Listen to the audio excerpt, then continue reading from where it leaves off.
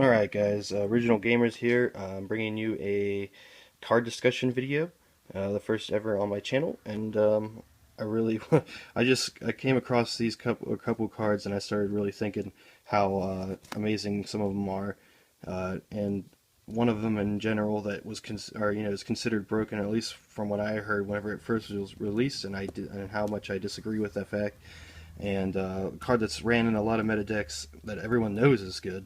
Um, it's instant win against certain cards or certain decks, and also the one that no one might know about that I think is better than both of these, but will never be used because of the simple fact that it's extraordinarily difficult or requires a dedicated build to make. Um, but I'm going to go ahead with the card discussion now. First up, Beals of the Diabolic Dragons. This card, I hear so many people talking about how busted and how great and how awesome this card is, but I agree that it is good. Don't get me wrong, it is very good, but it is not busted, and in my opinion, it follows like the same logic that people don't want this card taken from you and used against you because the card can be targeted. Think about that. Think about all the cards in the game that targets, and how many of those are actually ran in meta decks, making this card unviable, almost completely unviable. Definitely, still usable, but the more you think about it, the more you probably will not want to run this card at all. I mean, look at it. Look at okay. For the first off, Dark Tuner or one or more non-tuners, already making it non-generic. It can only go in certain decks. Maybe a deck completely based around bringing it out, or you'd have to throw in a Dark Tuner, which may not be hard, especially maybe if you want to run like Birdman for tech or something like that in a deck.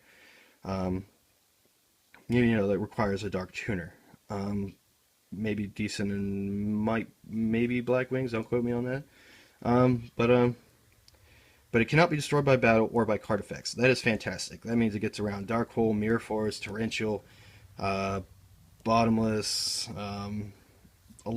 Basically everything besides Solemn Warning will not stop this card. Compulse can stop it because it can be targeted and it doesn't destroy it. But no one runs Compulse anymore, so don't worry about that, right? Right. The fact that what you need to worry about though is okay, Maystroke, Book of Moonet, Dark Hole. They still have Maystroke. You lost your field because when it's face down, it's a continuous effect. Won't keep it alive, obviously. Another one is 101. Steal it. Whatever. It's gone now. I mean, you could, arguably, you could stick it in defense mode and they can't get over it. You can wall off, but it's worrying about that until you get to game, and then you might put in attack mode and swing, which may be a great idea, considering 101 is a thing. But then you gotta have to think about number 11 Big Eye. Yeah, I don't know if you thought about that one or not. Not a lot. Okay, Mermails mostly. Mermails, you got Machina, Geargies. You can maybe even run into gadgets with the Machina engine, and anything with the Machina engine can make sevens. Dragons can make sevens. Anything that makes sevens can make Big Eye. Will steal this, and there are so many decks that run those because everyone knows that they're overpowered rank 7 monsters such as Big Eye that will just turn this card against you, and generally. You make this because you don't think your opponent has outs to it. Wait till you get it used against you, and then you're like, oh wait, I don't have any outs to this monster either. Which makes this, in my opinion, not as great as most people may think because it can be targeted, can be 101, big-eyed, flip face down, and nuked by card destruction because it can be targeted. So, I mean, there will be no Battle of the Beaters over this card because they'll read that card effect where you gain attack if you take battle damage or whatever from something, or card effect damage. He'll gain the attack, so they won't do anything like that. So basically, you got to worry about 101 Big Eye, and getting this turned against you usually means game. So that's why I don't think this card's that broken. Now going on to the second card. A lot of people will know Leo, the Keeper of the Sacred Trees. This card, to me, is better than this card because it cannot be targeted. I mean, it still fails to the stuff that this card cannot fail to, such as being attacked over, because it's 3100. Now think about 3100. That's 100 over any boss monster you can probably think of in the game. Like mostly you can get over about any monster because of that 3100. That 100 extra attack makes them bigger than generally about anything in the game. But the thing is, this doesn't fail to 101, this doesn't fail to Big Eye, this doesn't fail to Phoenix Chain, this doesn't fail to Effect Failure, this doesn't fail to Breakthrough Skill, it doesn't fail to anything except for maybe a main phase 2 Compulse. But no one runs Compulse anymore, really. It's usually just forgot about. This card's like an instant win against a lot of decks because of that. But the fact is that Mirror Force, Dark Hole, Torrential are still all ran. They don't target, and they will just. But they have to hope they have that card. I mean, there's a lot of meta decks that, well, not a lot, but a few of them that don't run that many back row, or a lot of people are shying away from Mirror Force in general for like Deep Prison or something. And I believe Deep Prison targets. Yeah, I think so. Mirror Force doesn't, which makes, in my opinion, I still love Mirror Force over Deep Prison, and I probably always will. But the fact that that's happening, so now you only basically have to worry about Torrential and Dark Hole, and those are both one-ofs, and a lot of people don't even run Dark Hole anymore. So basically you're just worrying about Torrential most of the time. And if they don't have Torrential, just summon this card, and don't summon anything else, because you know they're not going to get over this card. And just keep swinging until you win, because, I mean, if you're worried about Torrential, that is, I mean, you could summon something, but, you know, you have to be worried about Torrential if they set a card. This card doesn't have to worry about any of these cards that this one worries about. But this one doesn't have to worry about any of the cards this one has to worry about. You see how this is going? This one has, in my opinion, less cards to worry about than this one does, making this one better. On top of that, this is generic. One tuner, one or more non-tuners. Anything that could possibly, run tuners can run this card. So that instantly makes it better, in my opinion. Way better than this card. And it's 100 more attack.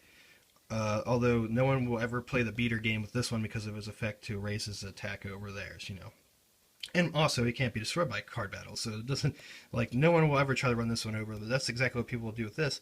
Now, think about it. Yamato with Crane is bigger than this card. So, I mean, if you're worried about Bujins, don't drop this against Bujins, because that's exactly what they'll just do. They'll just drop Crane or Honest, and just boom, run it over.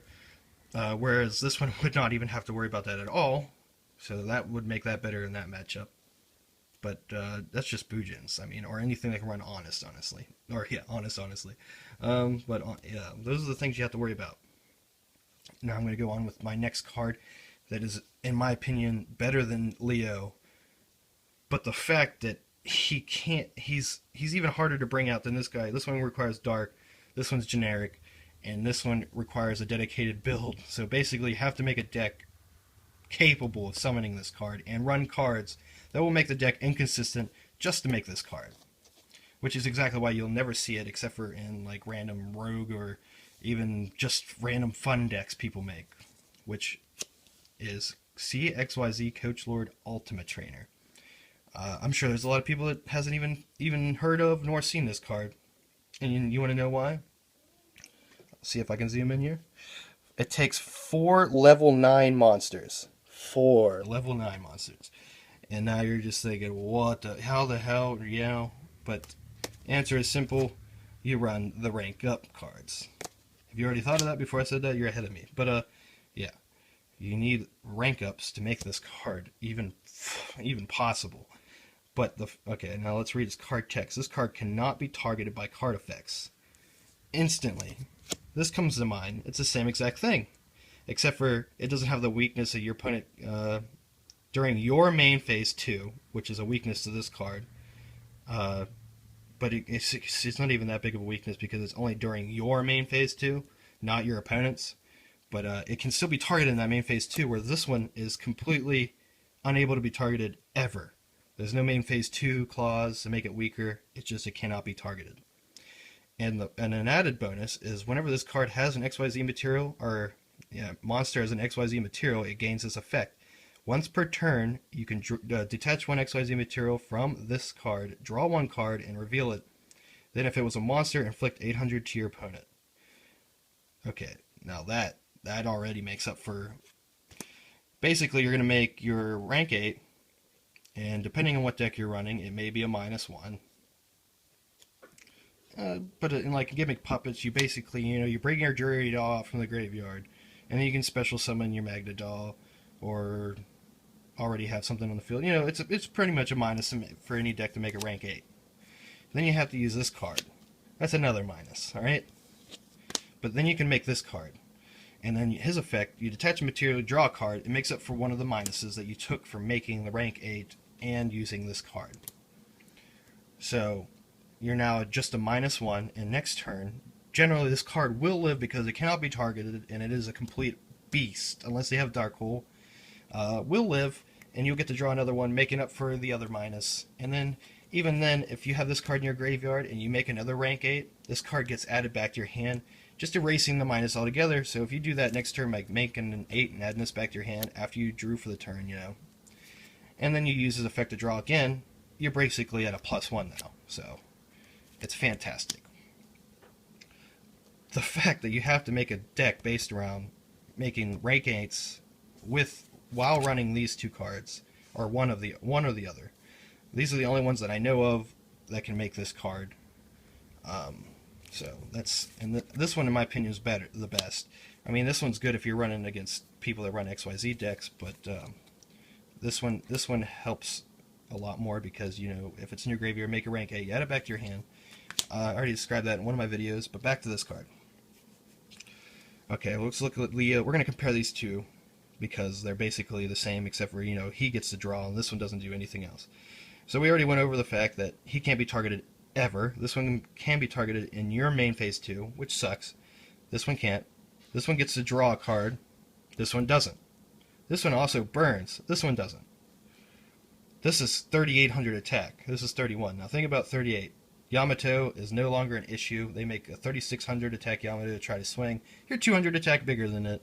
Whatever, you just laugh in their face. Unless they have Honest, obviously. Honest will work. But Crane will only make it 36, and this is 200 attack over that. This is instant win against every deck. This is an instant win again, and even harder because they can't be targeted ever. On top of plussing, bringing you back advantage that it took to make this card by drawing. On top of that, burning your opponent. And the 800 on top of 38 is 46. So if you got to swing to a naked field and got the burn damage, it's 46. So your opponent will only live for an extra turn unless they set a monster, to try to live. So this card is also fantastic for that reason. 2,300 defense. This one's got 19. Again, this can't be targeted ever. So no Mace Stroking, no Phoenix Chain, no Breakthrough, no Effect Veilers, no it fails the same thing this one does. Dark Hole, Mirror Force, Torrential. Anything that doesn't target. That would also mean Tiramisu. What else? Tiramisu and Spellbook Fate that they do not target. So that would get rid of these cards easy. But I mean, if you're playing against a deck that can run those cards, you would definitely be thinking about that. So I mean, generally you'll have some back row to protect these cards too.